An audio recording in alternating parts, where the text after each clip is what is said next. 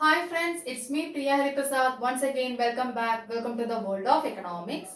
Hope that you all are fine, safe and happy.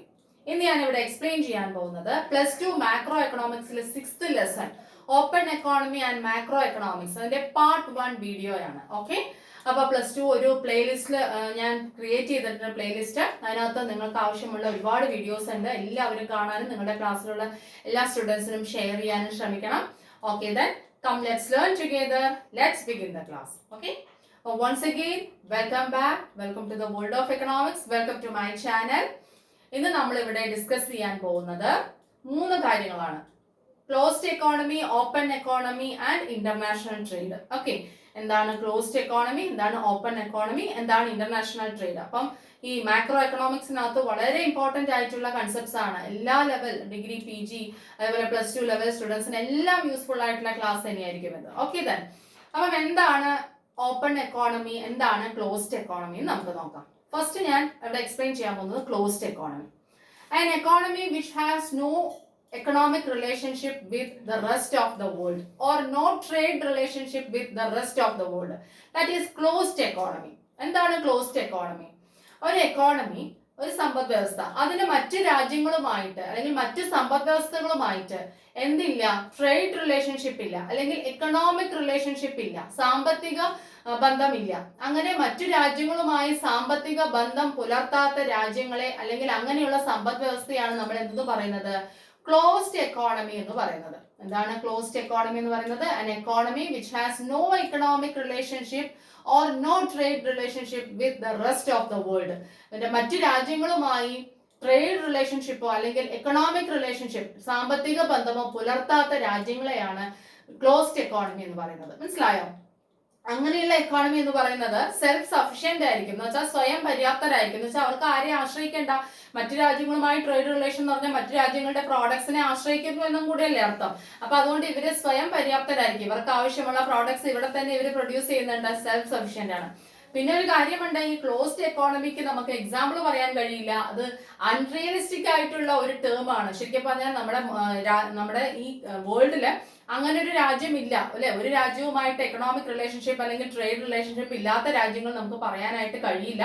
അപ്പൊ അതൊരു unrealistic ആയിട്ടുള്ള ഒരു കാര്യമാണ്. പക്ഷെ നമ്മൾ അതൊന്ന് പഠിച്ചു വെക്കണം എന്ന് മാത്രം. മനസ്സിലായല്ലോ? അപ്പൊ എന്താ ഞാൻ പറഞ്ഞത്? Closed economy, an economy which has no economic relations with the rest of the world. Okay, മറ്റു രാജ്യങ്ങളുമായി സാമ്പത്തിക ബന്ധത്തിൽ ഏർപ്പെടാത്ത രാജ്യങ്ങൾ അല്ലെങ്കിൽ ട്രേഡ് റിലേഷനിൽ ഏർപ്പെടാത്ത രാജ്യങ്ങൾ. അവിടെ എന്തൊന്നും ഉണ്ടാവില്ല? No imports from other countries and no exports to other countries. മറ്റുള്ള രാജ്യങ്ങളിൽ നിന്നും ഇമ്പോർട്ട്സ്, ഇറക്കുമതി ഇവിടെ ഉണ്ടാവുന്നില്ല. അതേപോലെ തന്നെ and no exports to other countries, മറ്റുള്ള രാജ്യങ്ങളിലേക്ക് ഇവിടെ നിന്നും എന്തുണ്ടാവില്ല, എക്സ്പോർട്ട് ഉണ്ടാവില്ല അല്ലെ. അങ്ങനെയാണെങ്കിൽ ക്ലോസ്ഡ് എക്കോണമി ആണെങ്കിൽ, മനസ്സിലായോ? അടഞ്ഞ സമ്പദ് വ്യവസ്ഥ എന്ന് പറഞ്ഞത് എന്ന് വെച്ചാൽ ശരിക്കും വാതിലൊക്കെ അടച്ച ഒരു റൂം പോലെ എന്നാണ് പറയുന്നത്, ഇമാജിൻ ചെയ്യുന്നത് നമ്മള്. എന്ന് വെച്ചാൽ ആരുമായിട്ട് റിലേഷൻ ഇല്ല. ഓക്കെ, ആ ഒരു എക്കോണമി. അപ്പൊ ഇവിടെ എന്തുണ്ടാകുന്നില്ല, ഇമ്പോർട്ട്സും എക്സ്പോർട്സും ഇല്ല. പുറമേലെ രാജ്യങ്ങളിൽ നിന്ന് ഇങ്ങോട്ട് ഇമ്പോർട്ട്സ്, ഇറക്കുമതിയും ഇല്ല, ഇവിടെ നിന്ന് അങ്ങോട്ടേക്ക് കയറ്റുമതിയും ഇല്ല, ഒന്നും അങ്ങനെ ഒരു റിലേഷനും ട്രേഡ് റിലേഷനും ഇല്ല. മനസ്സിലായോ? Then no, that is no trade relation. ചുരുക്കി പറഞ്ഞാൽ നോ ട്രേഡ് റിലേഷൻ അല്ലെങ്കിൽ നോ എക്കണോമിക് റിലേഷൻ. അതേപോലെ നോ മോണിറ്ററി ട്രാൻസാക്ഷൻസ്, അവർ തമ്മിൽ അങ്ങോട്ടും ഇങ്ങോട്ടും പണപരമായിട്ടുള്ള ഒരു കൈമാറ്റവും നടത്തുന്നില്ല. ശരിയല്ലേ? ദെൻ ഇത് ശരിക്കും സെൽഫ് സഫിഷ്യന്റ് ആയിരിക്കും. അങ്ങനെയുള്ള എക്കോണമി ഉണ്ടെങ്കിൽ സെൽഫ് സഫിഷ്യന്റ് ആയിരിക്കും, എന്ന് വെച്ചാൽ മറ്റുള്ളവരെ ആശ്രയിക്കാതെ ഈ കൺട്രി നിലനിൽക്കുന്നു. നമ്മളിപ്പോ പല കാര്യങ്ങൾക്കും മറ്റുള്ളവരെ ആശ്രയിക്കുന്നുണ്ട്, മറ്റുള്ള കൺട്രീസിനെ ആശ്രയിക്കുന്നുണ്ട് അല്ലെ, പല കാര്യങ്ങൾക്കും. ഓക്കെ, അപ്പം അത് സ്വയം പര്യാപ്തരായിരിക്കും. Then the goal of closed economy is to provide domestic consumers with everything they need from within the country's borders. അപ്പം ഇതിന്റെ ലക്ഷ്യം എന്തായിരിക്കും? Goal of closed economy, closed എക്കോണമിയുടെ ലക്ഷ്യം എന്താണ്? ആ ഒരു കൺട്രിയിലെ കൺസ്യൂമേഴ്സിന് മുഴുവൻ ആവശ്യമുള്ള സാധനങ്ങളെല്ലാം ഈ കൺട്രീസിനകത്ത് തന്നെ പ്രൊവൈഡ് ചെയ്യുക, അതായിരിക്കും ലക്ഷ്യം അല്ലെ. കൺട്രിയുടെ അകത്തു നിന്ന് തന്നെ പ്രൊവൈഡ് ചെയ്യുക. അപ്പൊ നമുക്ക് ആരെയും ആശ്രയിക്കുന്നില്ല. അപ്പം രാജ്യത്തിലെ ആൾക്കാർക്ക് ആവശ്യമുള്ള എല്ലാ സാധനങ്ങളും ബോർഡറിനകത്ത്, നമ്മുടെ കൺട്രിയുടെ ബോർഡറിനകത്ത് തന്നെ പ്രൊവൈഡ് ചെയ്യുക അല്ലെ. അത് ശരിക്കും എങ്ങനെയുള്ളത് തന്നെയാണ്, അൺറിയൽ ആയിട്ടുള്ള ഒരു സംഭവം തന്നെയാണ്. നമുക്ക് ഒരു എക്സാമ്പിളും ഈ ക്ലോസ്ഡ് എക്കോണമിക്ക് പറയാൻ കഴിയില്ല. മനസ്സിലായല്ലോ? അപ്പൊ ക്ലോസ്ഡ് എക്കോണമി റിപ്പീറ്റ് ചെയ്ത് കേൾക്കാൻ നമുക്ക് അടുത്ത ടോപ്പിക്കിലേക്ക് പോവാം. ഏതാണ്? ഓപ്പൺ എക്കോണമി, തുറന്ന സമ്പദ് വ്യവസ്ഥ. Just opposite to closed economy ആയിരിക്കും അല്ലെ. ഓപ്പോസിറ്റ് ആയിരിക്കും എന്തിന്? Closed economy. An open economy which has economic relationships or trade relations with the rest of the world. An economy which has economic or trade relations with the rest of the world. മറ്റുള്ള രാജ്യങ്ങളുമായി വ്യാപാര ബന്ധം അല്ലെങ്കിൽ എന്താ പറയുന്നത് സാമ്പത്തിക ബന്ധം പുലർത്തുന്ന രാജ്യങ്ങളെയാണ് ഓപ്പൺ എക്കോണമി എന്ന് പറയുന്നത്. Indian economy is an open economy. അതല്ലെങ്കിൽ എല്ലാ രാജ്യങ്ങളും അങ്ങനെ തന്നെയാണ്. നമുക്ക് ഇന്ത്യൻ എക്കോണമി എന്തായിട്ട് പറയാം? ഓപ്പൺ എക്കോണമിയാണ്. കാരണം നമുക്ക് we have trade relations with the rest of the world അല്ലെ. നമുക്ക് ട്രേഡ് റിലേഷൻസ് ഉണ്ട്, അല്ലെങ്കിൽ ഇക്കണോമിക് ട്രാൻസാക്ഷൻസ്, മോണിറ്ററി ട്രാൻസാക്ഷൻസ് ഉണ്ട്, പണപരമായിട്ടുള്ള കൈമാറ്റങ്ങൾ മറ്റു രാജ്യങ്ങളുമായി നമ്മൾ ചെയ്യുന്നുണ്ട് പല കാര്യങ്ങൾക്കും ആണല്ലോ. ഓക്കെ, അപ്പം an economy which has economic relations or trade relations with the rest of the world അല്ലെ, അതാണ് open economy. There will be imports from other countries and export to other countries. എന്തുണ്ടാവും? മറ്റുള്ള രാജ്യങ്ങളിൽ നിന്നും ഇറക്കുമതി ഉണ്ടാവും. നമ്മൾ അതേപോലെ ഇവിടെ നിന്നും അങ്ങോട്ടേക്ക് എന്തും ചെയ്തിട്ടുണ്ടാവും? കയറ്റുമതിയും ചെയ്യും. അപ്പൊ there will be imports and exports. ഇമ്പോർട്ടും എക്സ്പോർട്സും എല്ലാം ഉണ്ടാവും. ശരിയല്ലേ? ഓക്കെ, ഇനി Inter related and Inter dependent. അങ്ങനെയാണെങ്കിൽ നമ്മൾ കൺട്രീസ് തമ്മിൽ എങ്ങനെയാണ്? ഇന്റർ റിലേറ്റഡ് ആണ്, ഇന്റർ ഡിപ്പെൻഡന്റ് ആണ്. പക്ഷെ ഒരിക്കലും നമുക്ക് സെൽഫ് സഫീഷ്യന്റ് ആണെന്ന് പറയാൻ പറ്റില്ല, സ്വയം പര്യാപ്തരാണെന്ന് പറയാൻ പറ്റില്ല. കാരണം നമ്മൾ ശരിക്കും എന്താണ് മറ്റുള്ള രാജ്യങ്ങളെ ആശ്രയിക്കുന്നുണ്ട് പല പ്രോഡക്ട്സിനും. അതേപോലെ മറ്റുള്ള കൺട്രീസും നമ്മുടെ പ്രോഡക്ട്സിനെ ആശ്രയിക്കുന്നുണ്ട്. മനസ്സിലായോ? ഓക്കെ, അപ്പം ഇന്റർ റിലേറ്റഡും ഇന്റർ ഡിപ്പെൻഡന്റുമാണ്, ഒരിക്കലും സെൽഫ് സഫീഷ്യന്റ് അല്ല. ട്രേഡ് ബിറ്റ്വീൻ കൺട്രീസ്, അതായത് രാജ്യങ്ങൾ തമ്മിൽ എന്തിലേർപ്പെടും? ട്രേഡിൽ ഏർപ്പെടും. പിന്നെ അതിലൊരു പ്രത്യേകതയും കൂടിയുണ്ട്, ലാക്ക് ഓഫ് സെൽഫ് സഫീഷ്യൻസി ആയിരിക്കും. സ്വയം പര്യാപ്തരാവാൻ കഴിയില്ല. കാരണം ഇങ്ങനെയുള്ള ട്രേഡ് റിലേഷൻസ് ഉള്ളവർക്ക് ഓരോ പ്രോഡക്ട്സിനും മറ്റുള്ള രാജ്യങ്ങളെ ആയിരിക്കും ആശ്രയിച്ചിരിക്കുക. മനസ്സിലാവുണ്ടല്ലോ? ഓക്കെ, അപ്പൊ അതാണ് ഓപ്പൺ എക്കോണമി. അപ്പൊ economic and trade relations with the rest of the world ഉണ്ടാവും. രാജ്യങ്ങൾ തമ്മിൽ എക്കണോമിക് ആൻഡ് ട്രേഡ് റിലേഷൻസ് ഉള്ള എക്കോണമിയാണ് ഓപ്പൺ എക്കോണമി എന്ന് പറയുന്നത്.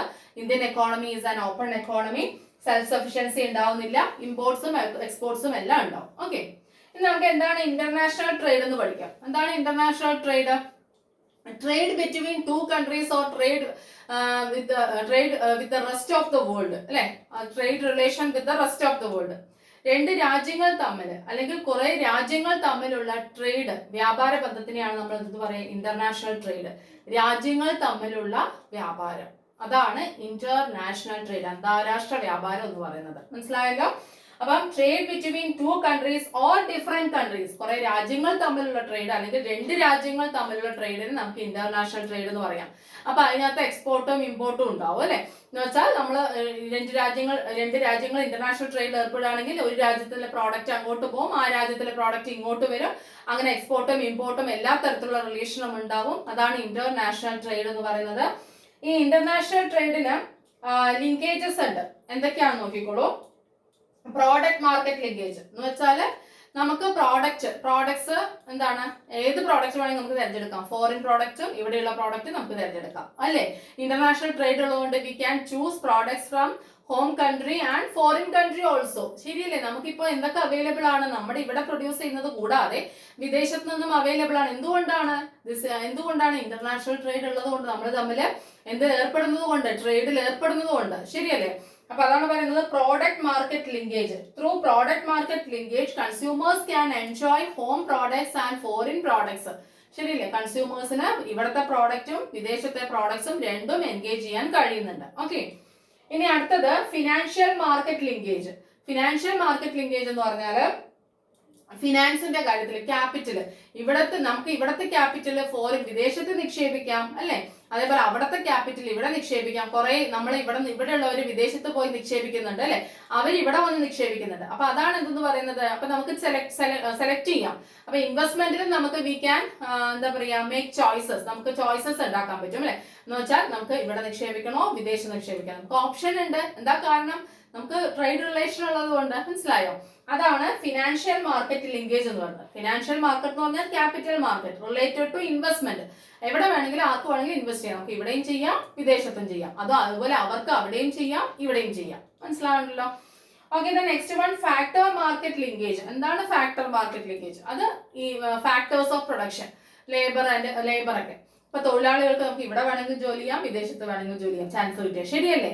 അപ്പൊ സെലക്ട് ചെയ്യാം. അതേപോലെ അവർക്കും നമ്മുടെ ലേബേഴ്സിനെ സെലക്ട് ചെയ്യാം, അവരുടെയും സെലക്ട് ചെയ്യാം. നമുക്ക് അതേപോലെ അവരുടെയും സെലക്ട് ചെയ്യാം, നമ്മുടെയും സെലക്ട് ചെയ്യാം. അതാണ് ഈ ഫാക്ടർ മാർക്കറ്റ് ലിങ്കേജ് എന്ന് പറയുന്നത്. ഫാക്ടേഴ്സ് ഓഫ് പ്രൊഡക്ഷൻ എവിടെ നിന്ന് വേണമെങ്കിലും സെലക്ട് ചെയ്യാം. റോ മെറ്റീരിയൽസ് ആയിക്കോട്ടെ, ലേബർ ആയിക്കോട്ടെ, മനസ്സിലായോ? ലാൻഡ് മാത്രം അങ്ങനെ പറ്റില്ല അല്ലേ? ഓക്കെ. അപ്പം ഈ ഫാക്ടർ മാർക്കറ്റ് ലിങ്കേജിൽ ലേബേഴ്സിന്റെ കാര്യമാണ് എടുത്തു പറയുന്നത്. നമ്മുടെ എത്രയോ പേര് വിദേശത്ത് പോയി ജോലി ചെയ്യുന്നു അല്ലെ, പല ജോലിക്കാർ അല്ലെ, അതേപോലെ അവിടെ നിന്നും ജോലി ചെയ്യുന്നു. അപ്പം രണ്ട് രാജ്യത്തിലും സെലക്ട് ചെയ്യാം, ഏത് വേണമെങ്കിലും സെലക്ട് ചെയ്യാം. അതാണ് ഇന്റർനാഷണൽ ട്രേഡിലുള്ള ഈ 3 ലിങ്കേജസ്. ഒന്ന് പ്രോഡക്റ്റ് മാർക്കറ്റ് ലിങ്കേജ്, ഏത് പ്രോഡക്റ്റ് വേണമെങ്കിലും സെലക്ട് ചെയ്യാം. 2 ഫിനാൻഷ്യൽ മാർക്കറ്റ്, ഇൻവെസ്റ്റ്മെന്റിനുമായിട്ട് റിലേറ്റ് ചെയ്തത്. 3 factor market linkage, factors of പ്രൊഡക്ഷന്റെ. ഓക്കെ. ഇനി ഒരു ടേം ഉണ്ട്, ഡിഗ്രി ഓഫ് ഓപ്പൺനെസ്. എത്ര ഡിഗ്രി ഓഫ് ഓപ്പൺനെസ്, നമുക്ക് ഒരു ഓപ്പൺ എക്കോണമി എത്രത്തോളം ഓപ്പൺ ആണ്, നമ്മൾ എത്രത്തോളം റിലേഷൻ ഉണ്ടെന്ന് അറിയാനായിട്ട് എന്താ മനസ്സിലാക്കേണ്ടത്? നമ്മൾ എത്രത്തോളം ഓപ്പൺ എക്കോണമി ആണ് നമ്മുടെ, അത് മനസ്സിലാക്കാനായിട്ട് ratio between foreign trade and GDP നോക്കിയാൽ മതി. ഫോറിൻ ട്രേഡും GDPയും തമ്മിലുള്ള റേഷ്യോ, അതായത് എത്രത്തോളം ഫോറിൻ ട്രേഡിൽ ഏർപ്പെട്ടു അതിൽ നിന്ന് മാത്രം നമുക്ക് എത്ര GDP ഉണ്ടാക്കാൻ കഴിഞ്ഞു. GDP, money value of all final goods and services produced in the domestic territory of a country during a year. അപ്പം ആ ഒരു എന്താ പറയാ, ഫോറിൻ ട്രേഡിൽ നമ്മൾ ഏർപ്പെടുന്നു, അതിനനുസരിച്ച് നമുക്ക് എത്ര GDP ഉണ്ടായി, ആ റേഷ്യോയെയാണ് നമ്മൾ എന്ത് പറയുന്നത്, ഡിഗ്രി ഓഫ് ഓപ്പൺനെസ്. റേഷ്യോ പറഞ്ഞ അനുപാതം.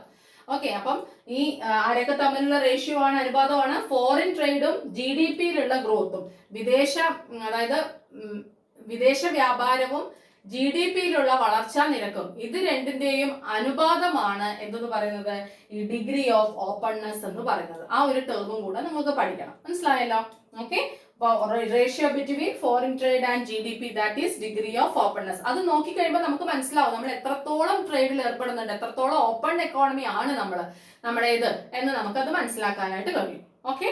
അപ്പൊ വളരെ ഇമ്പോർട്ടന്റ് ആയിട്ടുള്ള കൺസെപ്റ്റ് ആണ് closed and open economy. Foreign trade എന്താണ്, അതിന്റെ ലിങ്കേജസ് എന്തൊക്കെയാണ് നമ്മൾ പഠിച്ചു. ഓക്കെ. അപ്പൊ അടുത്ത ക്ലാസ്സിൽ ബാക്കി ടോപ്പിക്സുമായിട്ട് നമുക്ക് വീണ്ടും കാണാം. അപ്പൊ എല്ലാവരും കാണാനും സപ്പോർട്ട് ചെയ്യാനുമായിട്ട് ശ്രമിക്കുക.